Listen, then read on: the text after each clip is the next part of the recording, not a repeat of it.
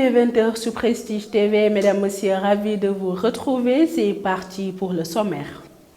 Le président And Defar Tivaouane vole au secours des étudiants de sa localité avec un investissement de 10 millions de francs CFA.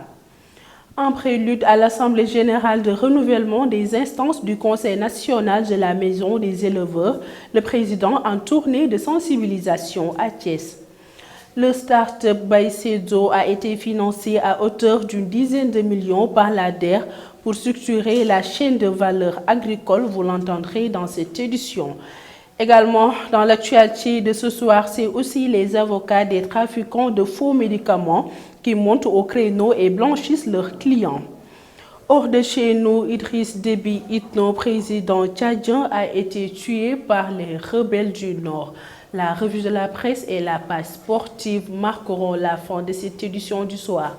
Le développement, c'est tout de suite.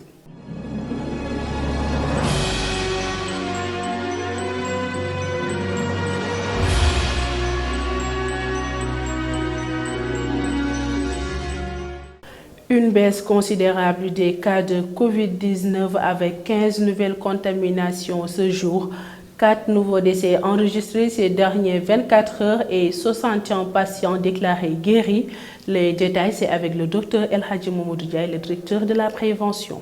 Le ministère de la Santé et de l'Action sociale a reçu les résultats des examens virologiques ci-après.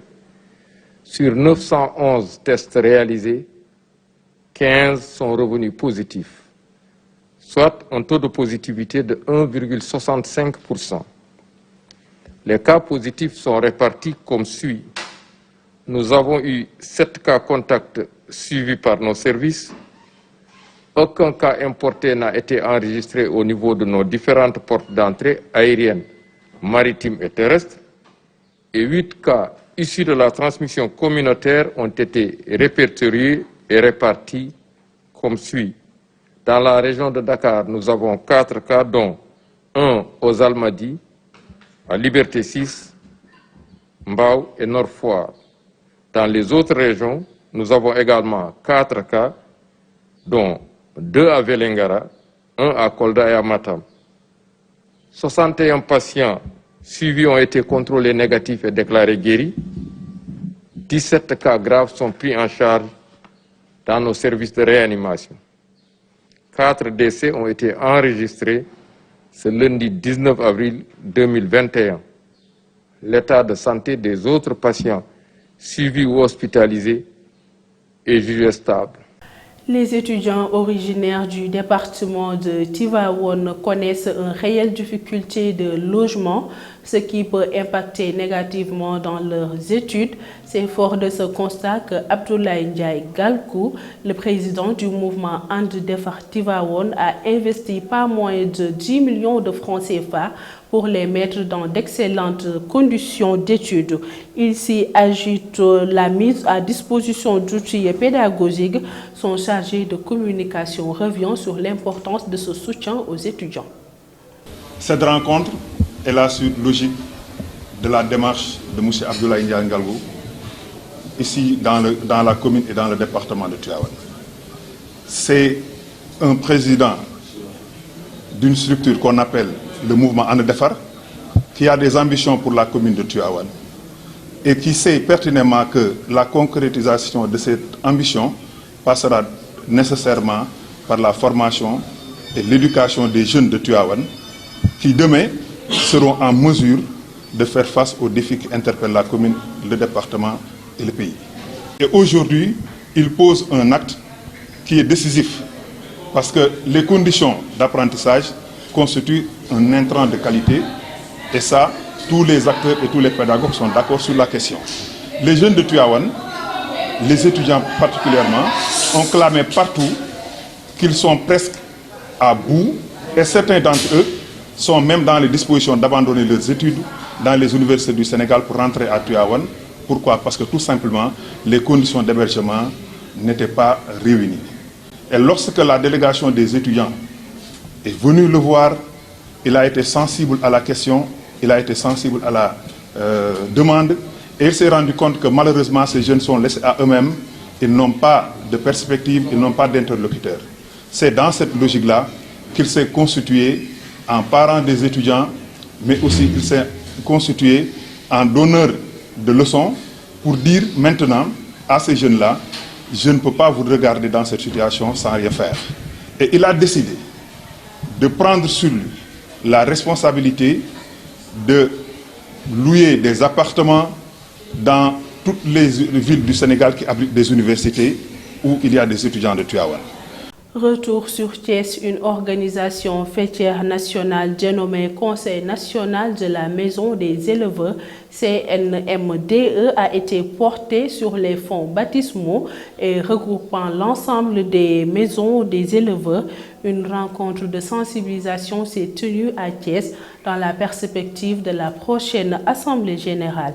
Ismaël Sow, le président, nous fait ici l'économie de cette rencontre. Notre réunion aujourd'hui, c'est pour donner l'information et sensibilisation de nos membres au niveau de la région de Thiès sur le projet qu'on a réussi de céder à vous.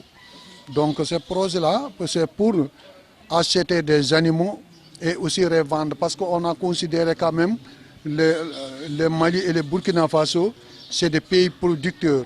Donc le Sénégal et la Côte d'Ivoire, c'est des pays consommateurs. Nous comptons vraiment aider notre pays à travers ce projet parce qu'on a collaboré avec un coopératif qui s'appelle Sans Tabac. C'est une coopérative des éleveurs en Burkina Faso et aussi on va enchaîner ensemble et envoyer en Côte d'Ivoire mais aussi amener ici à Sénégal. Donc j'espère que Inch'Allah il n'y aura pas de problème.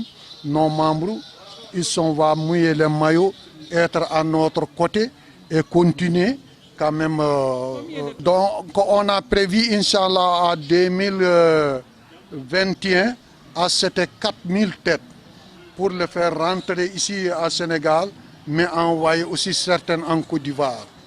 Voilà. Le coût du procès est environ de 140 millions, donc c'est un procès de pilote qui pourra nous aider quand même pour vraiment redresser la situation parce que nous avons beaucoup de commerçants de bétail, mais ils n'ont pas de moyens pour faire vraiment de bons boulots. Ça nous aidera aussi vraiment dans créer aussi l'emploi parce qu'il y a des jeunes qui devaient travailler dans ce secteur, mais ils n'ont pas aussi de moyens. En tout cas, cette procès va démarrer au courant du mois d'avril. Parlons agriculture dans cette édition. Après 2 journées d'une tournée au nord du pays, la DER a terminé à Podor pour constater le travail élaboré dans le secteur de l'agriculture. Des unités de tri et de conditionnement ont vu le jour grâce à l'appui des partenaires techniques et financiers comme la DER. Les difficultés ont été rencontrées surtout dans le secteur de l'oignon et de la pomme de terre. Pape Amadou Sarr, le directeur que nous écoutons. Nafouré Warzaji et Baïsedo, une start-up que la DER a financée à hauteur de plusieurs dizaines de millions de francs CFA pour structurer la chaîne de valeur horticole. Et aujourd'hui, nous sommes ici à Ndiayen Pendao.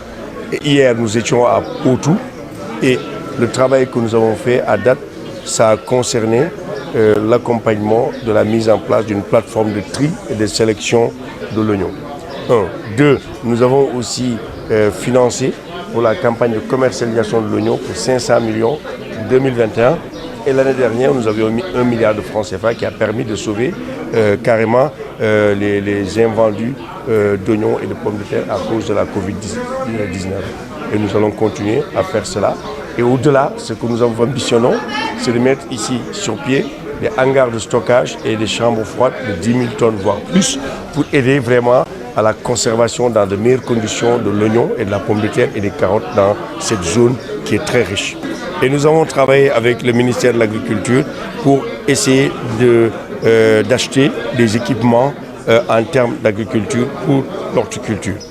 Au-delà, nous allons aussi investir comme nous l'avons fait dans le riz, dans la vallée de l'Anambé et dans le sud, dans le nord, pardon, dans le delta, mais dans la vallée de l'Anambé à Kolda. Et nous allons faire de sorte que ces producteurs puissent avoir des semences et de l'engrais à temps pour pouvoir avoir de meilleures récoltes et une meilleure productivité. Autre aspect de l'actualité en cette période du mois de Ramadan, les jeux récréatifs occupent les élèves entre les pauses des cours. Entre autres jeux, le ludo, les cartes, quel impact dans les enseignements-apprentissages? Notre reporter est descendu sur le terrain pour cueillir la réaction de ses élèves face à cette interrogation.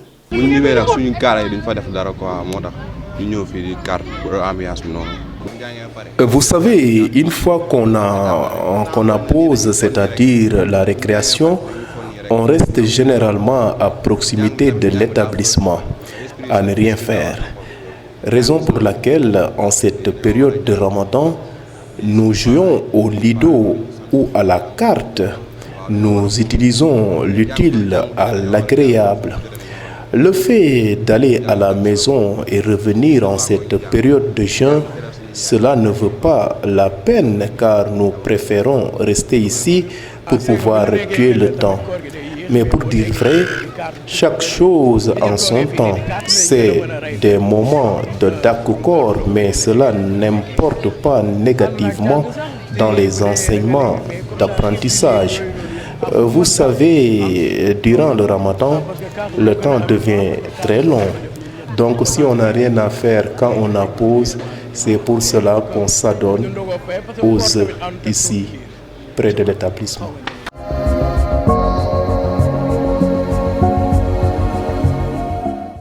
À présent, notre rubrique santé de ce jour qui porte sur la grossesse et le Ramadan. Rokhaya Mbeng à la présentation. Bienvenue. Aujourd'hui, nous parlons de Ramadan et grossesse. La grossesse ne représente pas en soi une contre-indication pour suivre le jeûne du Ramadan. Néanmoins, les femmes enceintes et celles qui allaitent, tout comme les personnes malades, ne sont pas tenues de suivre le jeûne si elles craignent que ce dernier ne nuise à leur santé ou à celle de leur enfant. Par contre, les avis divergent quant au rapport du Ramadan. Pour certains, la femme enceinte doit reporter son jeûne à un autre mois de l'année pour rattraper les jours non jeûnés. Pour d'autres, elle doit nourrir en diminuer pour chaque jour manqué en guise de charité. Enfin, certains pensent qu'elle doit à la fois rattraper les jours non jeûnés et nourrir un démuni. Sur ce volet, impossible de dicter une quelconque règle de conduite. L'affaire est avant tout une histoire personnelle et le mieux, si vous êtes pratiquant, est d'être référé à sa famille ou au chef religieux en qui vous avez confiance.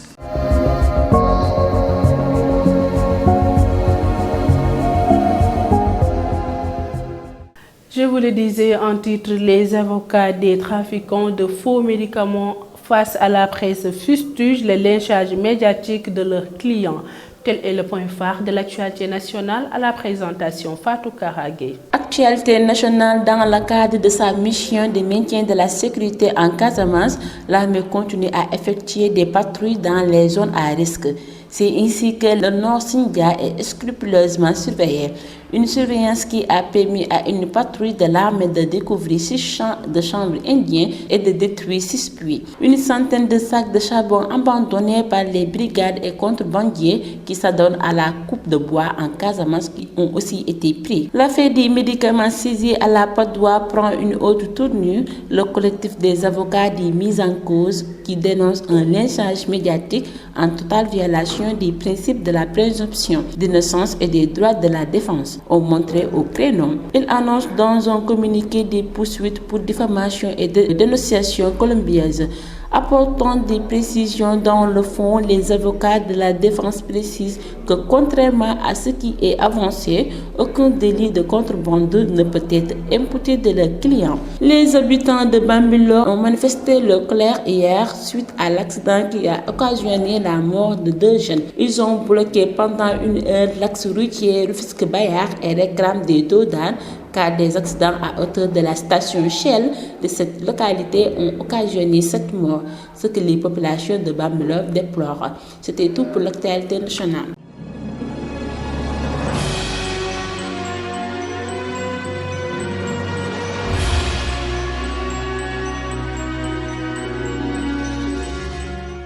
Sur l'international, après une trentaine d'années au pouvoir, Idriss Déby Itno a été tué par les rebelles venus du Nord. Aminata Ndiaye. Nous démarrons les actualités internationales avec les résultats provisoires qui ont été annoncés lundi soir par la Commission électorale nationale indépendante.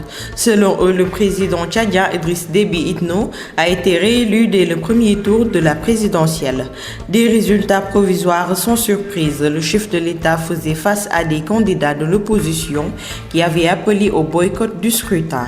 La Cour suprême proclamera les résultats définitifs le 15 mars. Juste après avoir annoncé sa réélection selon les résultats reçus hier, le chef de l'État Idriss Déby vient de connaître son dernier souffle en défendant l'intégrité territoriale sur le champ de bataille. L'annonce a été faite par le porte-parole de l'armée, le général Bermondao Agouna, dans un communiqué lu à l'antenne de TV Tchad. Il avait 68 ans. Au Sénégal, la nouvelle demande de permission déposée par la défense de Hissène Habré le 29 mars a été refusée dimanche 18 avril. L'ancien président tchadien a été condamné en 2016 à perpétuité par une juridiction africaine pour crimes contre l'humanité lors de ses années au pouvoir de 1982 à 1990. Depuis sa condamnation, il purge sa peine dans la prison Cap Manuel de Dakar. Il avait déjà bénéficié en avril 2020 d'une sortie de prison de 60 jours, accordée par la justice sénégalaise en raison de la pandémie de Covid-19, et ce malgré l'indignation du collectif des victimes de son régime. Les affrontements se poursuivent dans la province du Kanem où s'est déjà déroulée une bataille samedi après-midi 17 avril.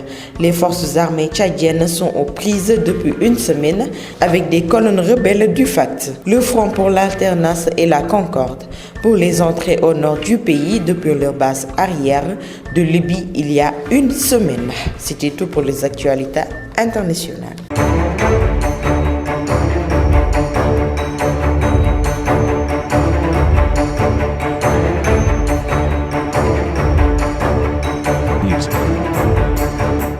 Place maintenant à la page sportive signée Falundao. Nous ouvrons avec le comité exécutif de la Fédération sénégalaise de football qui a tenu sa réunion hier lundi 19 avril au siège de la fédération. À l'issue de cette réunion, des décisions ont été prises et la date de l'Assemblée générale ordinaire de la Fédération sénégalaise de football est retenue pour le 30 mai 2021. La commission électorale et celle de recours en matière électorale sont mises en place en vue de l'organisation de la prochaine Assemblée générale extraordinaire. La commission électorale compte 9 membres et la commission de recours 3 membres. Et nous parlons du sport travailliste avec l'organisation du sport africain travailliste et amateur LOSTA qui est actuellement à Mbour dans le département pour son congrès continental du sport travailliste. Le congrès est ouvert le 19 avril et prendra fin le 26 avril 2021. Et nous parlons de Nawetan avec le renouvellement des instances. L'ORCAV de Thiès a renouvelé sa confiance au président sortant Thierno Baïla Basse qui est réélu pour 4 ans. 12 vice-présidents ont été élus. Séniba est élu premier vice-président chargé du marketing et du sponsoring. Mamadou Lamine Niang, le nouveau président de l'ODCAV de Tivaouane, est élu deuxième vice-président chargé des finances.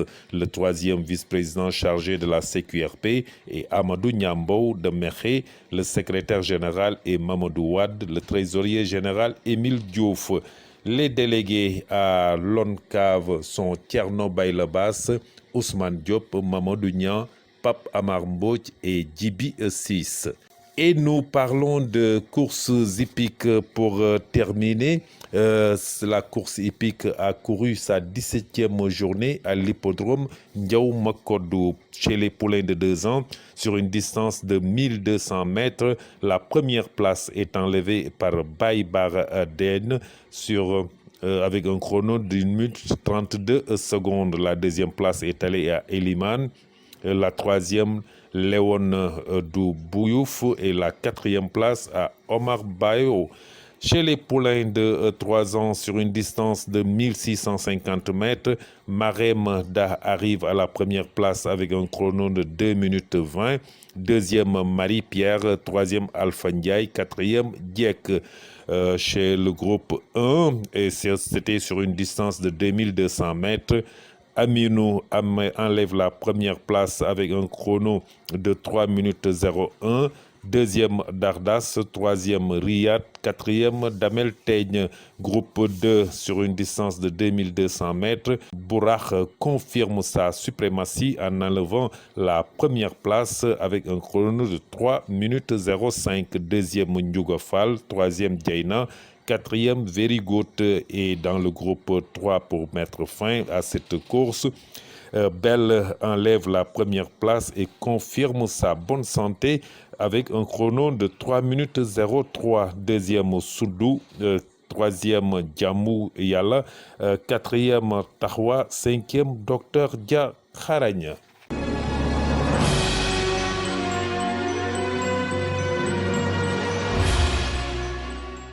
Dernier élément de cette édition, la revue de la presse avec Rokhaya Mbengue. Bienvenue. Le quotidien Le Soleil s'intéresse au vol de bétail dans le département de Goudomp, un fléau transfrontalier aux racines profondes. En effet, le phénomène du vol de bétail est devenu récurrent dans cette zone. À cause de cette pratique criminalisée, les éleveurs voient leur bétail décimé avec la porosité des frontières entre le Sénégal et la Guinée-Bissau et les pesanteurs sociales. Le fléau assaille les populations. Gestion des affaires publiques et politiques, l'Observateur titre Macky, la nouvelle démarche.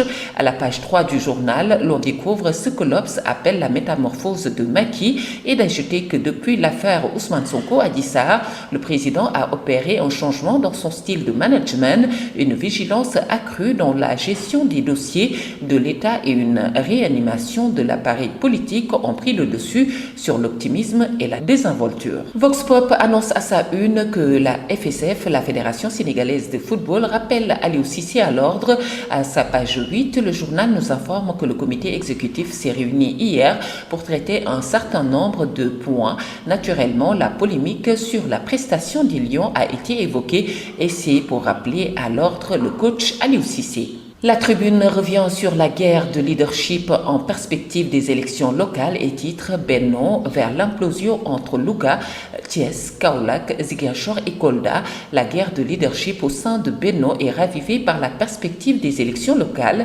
Les signes avant-coureurs pourraient amener à se demander si cette coalition, après avoir dominé la vie politique depuis plus d'une décennie, n'est pas à terme pour se désintégrer. Le quotidien rapporte que c'est sous une forte canicule que le Fouta passe le mois de Ramadan, ce qui explique la ruée vers Dakar. D'ailleurs, les plus jeunes disputent les places des bus aux personnes âgées. Les Échos revient sur l'affaire concernant le capitaine Touré et annonce que Sidiki Kaba corse la sanction à 60 jours. Le capitaine Touré risque la radiation. Un conseil d'enquête va l'auditionner et statuer, mais la dernière décision revient au président de la République, Macky Sall. Terminons avec Stade, Super League, accaparement de la discipline par les riches, un crime contre le foot. L'UEFA réplique à sa Super League. Le nouveau format de la C1 à 36 clubs validé, Tottenham démis de ses fonctions, Mourinho la fin du Special One, Super League, Mané et Mendy exclus, Aliou Cissé sous surveillance du COMEX. Pour ce qui concerne le Mondial 2022, les éliminatoires se joueront les 7 et 13 juin prochains. Bonne lecture. Bonne lecture. Merci Rokhaya Mbengue de nous avoir évoqué les grands titres des journaux. Voilà, c'était l'essentiel des actualités de ce mardi 20 avril 2021. Merci d'avoir été avec nous. Merci également à toute l'équipe de la régie. J'aurai le plaisir de vous retrouver demain pour une autre édition du soir. Mais pendant ce temps, vous pouvez suivre votre émission Salon d'honneur avec Guy Teranga qui reçoit aujourd'hui Abdoulaye Diop Bichiri. Merci de votre fidélité et au revoir.